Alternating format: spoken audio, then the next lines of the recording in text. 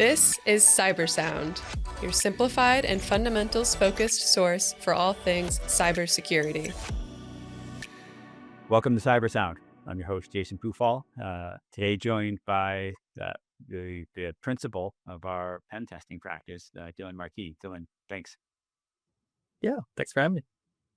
So, I feel like it's podcast after podcast nowadays talking about sort of AI, and but certainly it's kind of top of mind, and it's the thing that we keep getting asked about, just in general, like how are you using it, from a work and efficiency standpoint. But just as often, it's, well, what risks does it pose? And to date, I think a lot of the conversations have been much more around sort of data privacy and data protections. But now all of a sudden, maybe not quite all of a sudden, because 3 months, 6 months seems like an eternity in this space today. But we've got, AI has capabilities, Claude in particular is one of them, where it can do essentially, sourcing the vulnerabilities just like a traditional sort of bug hunter, right? And so I think we're starting to see a change there where less technical people, maybe even you might even argue non-technical people, can start to do, vulnerability hunting for undisclosed vulnerabilities, to make it easier to deploy ransomware, to make it easier to compromise, potential threats. So I kind of really wanted to dig into that a little bit today. And I know, with you really thinking, pen testing, kind of all of the time, this is near and dear to your heart. So kind of open it up a little bit if you could spend a minute on Mythos and kind of what some of these risks are today.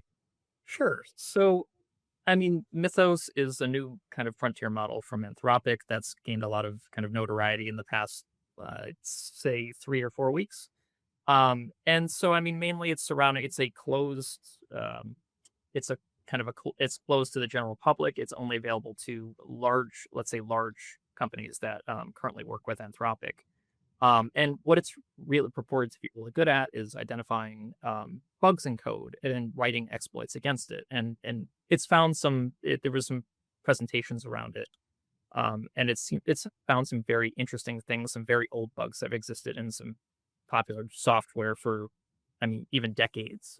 So some security researchers, particularly one that works with Anthropic, Nicholas Carlini, spoke about the potential for sort of exponential growth in current models, and also along with it the exponential growth of identifying 0 days. So there is certainly like an interesting, let's say, thought experiment to be had, an interesting discussion to be had around what happens if all of a sudden these models start to become a vector for introducing 0 days to the security environment, and what does that look like, and how do we combat it, and how does the relationship or the balance between attackers and defenders start to change? So it certainly is an interesting question, and I think it's kind of posed a lot of interesting discussions and certainly a lot of hot takes. There's a lot of a lot of strong discussion around whether it's hype or whether fears are founded, and how much so. So certainly something I think would be interesting to dive into today. So you segued a little bit into that talk. And I think Mythos is one component, but he actually wasn't using, right? He wasn't really demonstrating Mythos. He was using tools that are available to everybody in Claude, right? The Claude Code platform. Yep. Yeah, he was looking at Claude Code and Opus 4.6, I believe. Yeah, I think that's which, what it was. Is currently widely available, and now they're on 4.7. But definitely, I think the kind of exponential super linear growth they're seeing in identifying bugs is interesting. And I don't want to, there was a lot of back and forth with security researchers. Some of these bugs were found by, limited open source models that anyone can download right now. It is an interesting discussion to be had about the capabilities of frontier models versus open source models. But I think the main kind of takeaway that I got from Nicholas's talk was, which is particularly good, was that this is an ever-growing problem, and it's not going to go away, regardless of Mythos or the next big LLM advancement.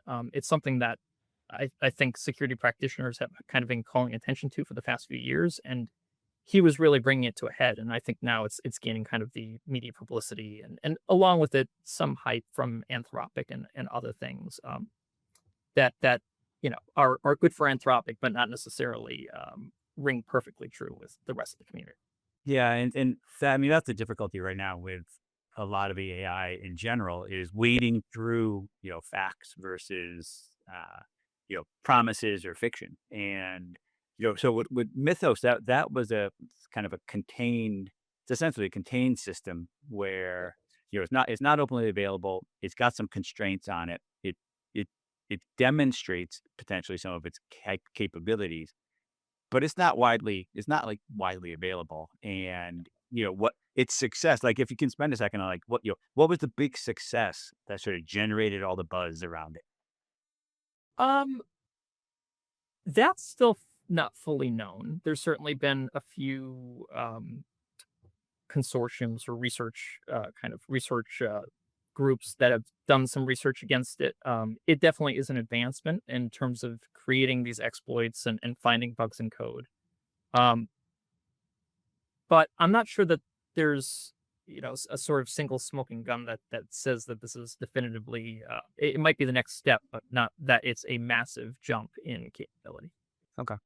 And so then the Claude Code piece, with a little creativity seems pretty able to replicate, the skills of I'll say a reasonably good programmer, right? I mean, it really, you as long as you prompt it properly, it goes and finds libraries, it develops code, it runs for you, right? It's really capable. Yeah, absolutely.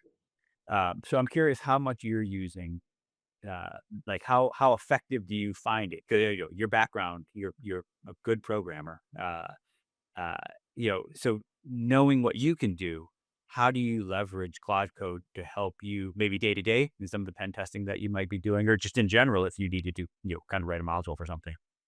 So we absolutely use it for development tasks. It's been extremely helpful. I have used it to varying degrees, and more so recently as it becomes more capable. But I think it's absolutely a useful tool. If it's like an accountant not using a calculator these days, I think Yeah. it's kind of mandatory piece of kit for every developer.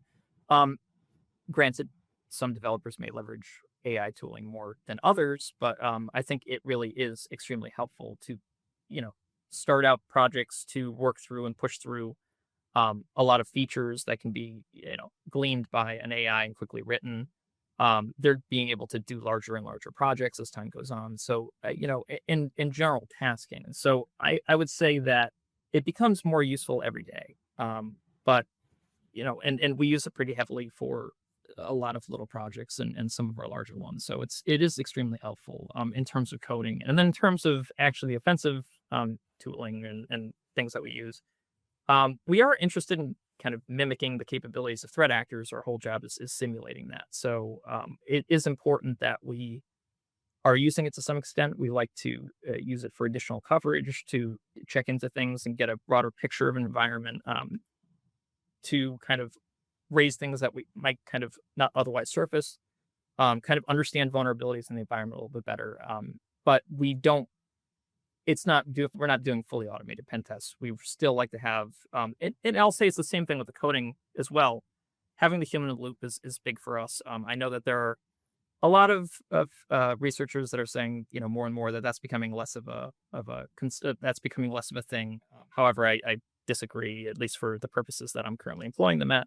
I think that having a security engineer or trained operator is helpful to point them in the right direction and to kind of gain some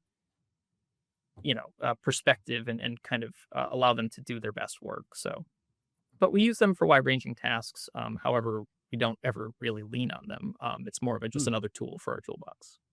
So, mostly because I'm curious, can I ask how good is the code typically? Like, do you find that once it's produced, you really need to do kind of a bunch of editing to fix it or to clean up mistakes maybe that it made, or maybe to make it a little bit more effective? Or is it generally once you iterate through what you needed to do, it produces it kind of right the first time?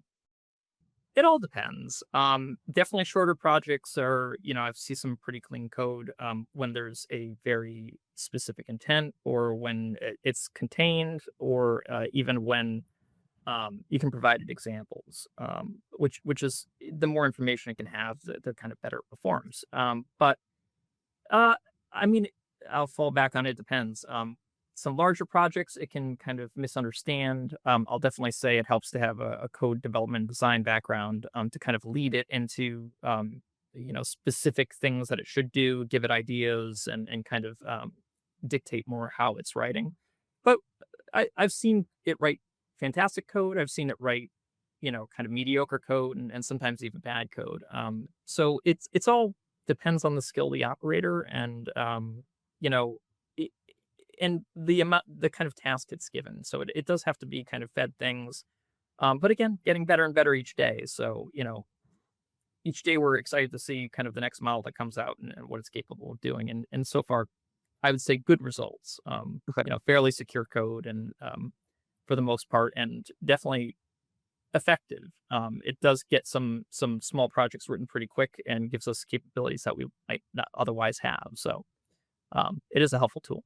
Yeah, I mean, it's kind of the fundamental challenge of AI. Not to segue too much, but this, in my opinion, the fundamental challenge, which is, I've developed small projects with it, and I don't have a programming background, and so I'm in the spot where I feel like, well, it does what I needed to do. I have no idea if the code, particularly if the code's secure, if it's well written, and in a way, for the smaller things that I've done, I don't care that much. But it's that problem with AI where in some ways, if you don't have the background in the space that you're working in, you just have to blindly trust it's doing what it's supposed to be doing. Yep. And that may add to the problem we were talking about before. It's sort of the exploits is that we have. Now, I'm sure you aren't pushing your code into production where it can be No, never looked at quite. by the internet, but I'm sure others are, and so that becomes a kind of compounding problem too, and kind of increases um, the problem. The attack surface generally for companies and for individuals as well. Right. Uh, honestly, I found the process of developing something kind of interesting because it produces, and then it ultimately doesn't do exactly what you want. So you have to say, hey, can you do this, make this change, or you modify it this way? And it's always so like uh, cooperative. Oh yeah, I totally understand. I totally see where where I missed doing that thing. I'm gonna do this, and then I'm gonna implement it, and you're gonna see the end result. And at the end, you're like, well, it didn't still quite get there. So, but it's such a such a pleasant interaction all the time. It's so agreeable that that you don't mind working with They are very cooperative, no it. doubt. So I'm interested. Vulnerability vulnerability identification is probably going to get faster, Mhm. especially as professionals start to utilize these tools more, and then potentially, right, threat actors look for things and don't disclose those vulnerabilities, um, and you see this on a day in day out basis. My gut instinct is the defensive position for folks who are in the space, right, working for companies, is get a good vulnerability management program in place.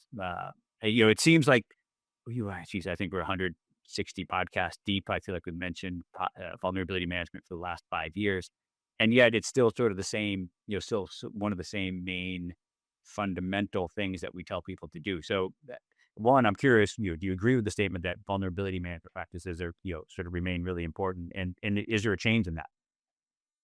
I would definitely agree. I mean, that's just one of those solid pieces of security, or foundational pieces of security guidance. But I think the discussion we had earlier with the potential exponential growth, or super linear growth of AI, ability for AI to perform tasks, um, potentially identifying large numbers of zero-day vulnerabilities. I think that it just becomes that much more important. So having a solid the ability to mitigate these vulnerabilities as they arise is extremely important, from automation, or even just just internal processes, and practicing those processes to make sure that you can't, like, if you're an Ori and you can identify a zero day comes in on a piece of equipment that you have, that you can roll that out, that you can test and ensure that mitigations are in place, and verify, and then follow up with whatever augment documentation and kind of all the standard things that you'd see in DR playbooks or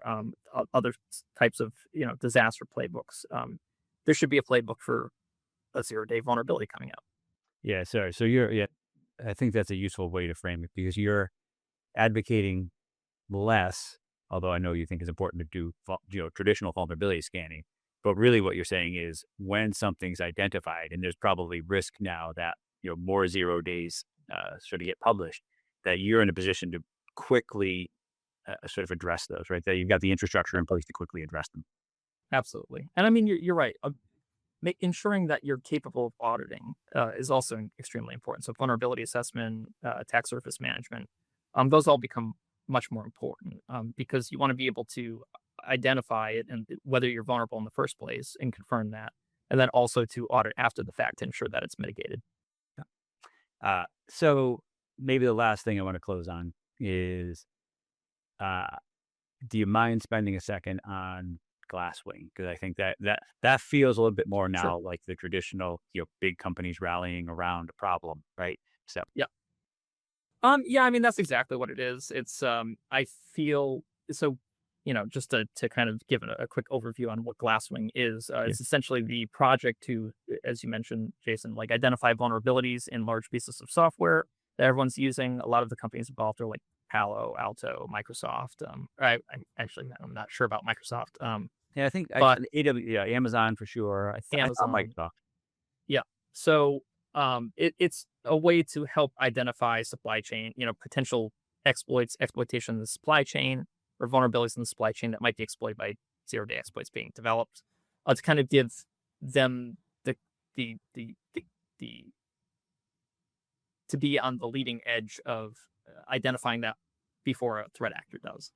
Um, I think it's a good idea. Absolutely. I think it's, certainly important that someone is kind of, you know, sounding the rally cry here, because it is something that's kind of been staring us in the face, security practitioners in the face for a long time.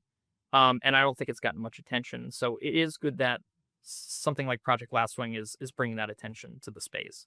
That said, it's Anthropic behind it, so they definitely have some vested interest in, it making it a big deal. Yeah, of course. So I would say that I think it's a really good initiative. I think that things like this need to exist, and should continue to grow and evolve. It's unfortunate that's currently only open to trillion-dollar companies, but hopefully that will expand out as things mature. I mean, there's always a a period of growing pains and understanding the problem space that needs to occur before everyone can kind of lump in and really provide lots of security research and an entire ecosystem that will likely have to kind of pop up to support this. Yeah, and you're right. There's a lot of, sort of positive publicity in the narrative around the responsible use of AI, and in making sure that we've got protections around it, in spite of the fast growth. And of course, there's almost the AI arms race in a way, right? Yeah, But and it's not to say it's not worth doing. It's just to say that the you always have to take everything with a measured kind of make sure that your understanding and generated fear from this is proportionate to what is likely, and what's likely is that there's a lot of hype going around, and that's it may not be the end result that we see in a few months, may not be as shocking and is disruptive as it's currently being kind of outlined to be. yeah, that's fair. But but I guess at the end of this, eh, we make the recommendation all the time that people have good sort of vulnerability management practices in place. That doesn't change, regardless of whether there's a seismic shift in sort of the threats that come out as a result of AI, or if they remain sort of the same. We still see 0 days all the time. Uh, we still see companies that actually can't remediate them expeditiously because they're not prepared. The preparedness is always important. Yep. the fundamentals are the fundamentals for a reason. So I Yeah, mean, they are. really, drilling that in and vulnerability management practices is one of those fundamentals. Um, it helps you prepare for what might come in the future, and AI is just accelerating, what is possible. So again, emphasis on the fundamentals is my personal take on it. It's what I recommend to everyone. So Fair enough. All right. Well, as always, we kind of kept this within time today, so I'm happy about that. But I appreciate everybody who listened, and I certainly hope that you got a couple of takeaways from this and found some general value. So thanks for listening, and Dylan, thanks for joining. thank you. We'd love to hear your feedback. Feel free to get in touch at Vancord on LinkedIn. And remember, stay vigilant, stay resilient. This has been CyberSound.